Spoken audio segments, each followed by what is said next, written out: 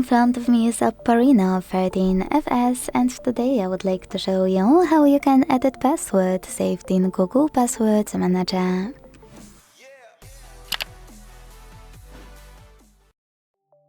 Begin by opening Settings and scrolling all the way down to hit Google.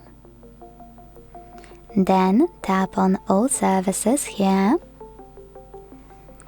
and scroll again, this time to click on Autofill with Google. Finally, tap on Google Password Manager and select any password you want to update. After tapping on it, you need to enter your screen lock. Then hit Edit button and change whatever you want to.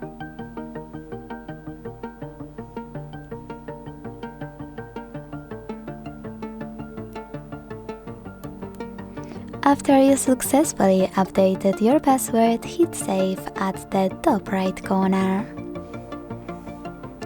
Thanks so much for watching. If you enjoyed this video, don't forget to leave a like, comment and subscribe. Bye!